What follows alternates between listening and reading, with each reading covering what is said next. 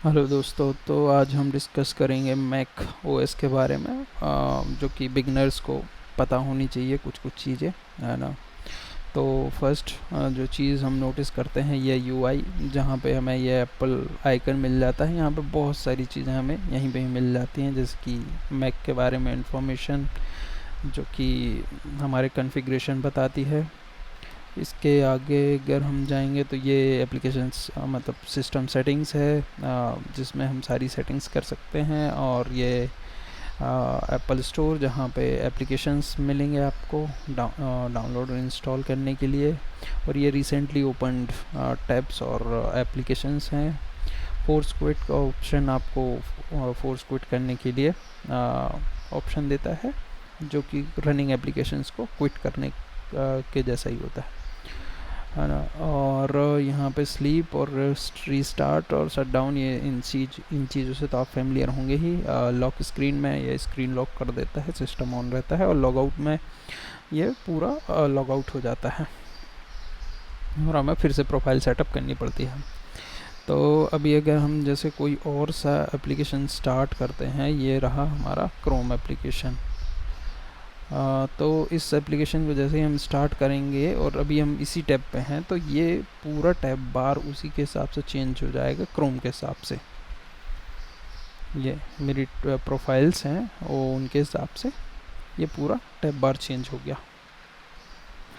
अभी अब जब हम इसकी टैब को मान लो कि क्लोज़ कर देते हैं, स्टिल ये अभी भी रनिंग है एप्लीकेशन बैकग्राउंड। तो इस केस में हम फोर्स क्विट का यूज़ करते हैं, फोर्स क्विट, और यहाँ पे जाके क्विट कर देते हैं, तो ये क्लोज़ हो जाता है एप्लीकेशन। इसके अलावा दूसरा ऑप्शन होता है हमारे पास यहाँ से, ये जो क्विट ऑप्शन है, क्विट का, यहाँ पे भी फुल्ली क्लोज़ हो जाता है एप्लीकेशन। एंड इसके अलावा फिर हमें पता होना चाहिए सबसे important, control we control C, है ना। तो यहाँ पे कंट्रोल की जगह काम करता है कमांड, जो कि स्पेस के जस्ट साइड में होता है। तो हम फाइंडर में आएंगे और यहाँ पे हम कोई भी डॉक्यूमेंट, ये रहा हमारा डॉक्यूमेंट, यहाँ पे हम कंट्रोल सी नहीं, कमांड सी करेंगे। कंट्रोल सी, सॉरी, विंडोज़ की थोड़ी सी आदत है। तो यहाँ पे कमांड सी करेंगे तो ये कॉपी हो गया, और कमांड वी करेंगे तो ये पेस्ट हो गया। और यहाँ पे अभी कॉपीज़ बनी हैं, तो अगर हमें कट और पेस्ट करना है तो हमें ड्रैग एंड ड्रॉप के थ्रू जाना पड़ेगा। ये हम रिप्लेस कर देंगे और यहाँ पे ये गायब हो गया। तो ड्रैग एंड ड्रॉप से कट पेस्ट होता है।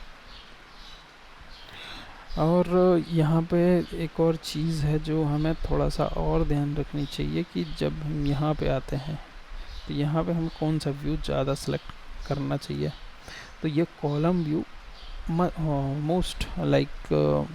मोस्टली यूज़फुल होता है, क्योंकि यहाँ पे फर्स्ट स्टेज फाइल्स दिख जाती हैं, देन नेक्स्ट स्टेज फाइल, और देन उसके अंदर की फाइल है भी हमें एक साथ ही देखने को मिल जाती हैं। तो ड्रैग एंड ड्रॉप काफ़ी अच्छे से काम करता है यहाँ पे। और जब हमें किसी एप्लीकेशन को यहाँ पे ऐड करना होता है हमारे टास्क बार में परमानेंटली, ये हमारे टेम्प्रेरी हैं जो अभी के लिए हमने ओपन करे थे, तो इस वजह से यहाँ पे एडिट हैं। तो अगर मुझे इसको यहाँ पे ऐड करना है, तो एक तो ऑप्शन है कि मैं यहाँ पे कीप इन डॉक कर दूँ, तो ये यहाँ पे आ जाएगा, कीप इन डॉक, है ना। तो ये इस साइड आ गया। अब ये परमानेंटली यहीं डॉक में ही रहेगा। और अगर मुझे मैं इसको ऐसे भी कर सकता हूँ, ड्रैग एंड ड्रॉप के थ्रू भी कर सकता हूँ। तो यहाँ से अनडॉक नहीं कर सकते हैं, अनडॉक के लिए शायद यहाँ से ही जाना पड़ता है, लेकिन डॉकिंग के लिए हम इसका यूज़ कर सकते हैं। तो यहाँ पे डॉक हो गया। अनडॉक का भी नहीं, अनडॉक नहीं कर सकते हैं, डॉकिंग बस कर सकते हैं। ये भी मुझे नया पता चला। और यहाँ से हम रिमूव तो कर ही सकते हैं, और उसकी जगह पे हम एक और चीज़ कर सकते हैं रिमूव करने के लिए, ऐसा करके। तो ये यहाँ से गायब हो गया, बजाय उसके कि हम ऐसे ऑप्शन सेलेक्ट करके जाएं।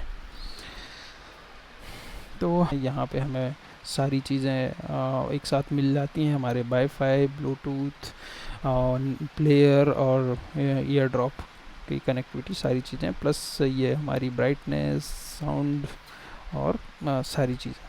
इसके अलावा हम एडिट कंट्रोल में जाके और भी चीज़ें यहाँ पे ऐड कर सकते हैं, जो कि अभी हम नहीं चाहते हैं ऐड करना, काफ़ी चीज़ें ऑलरेडी एडिड हैं।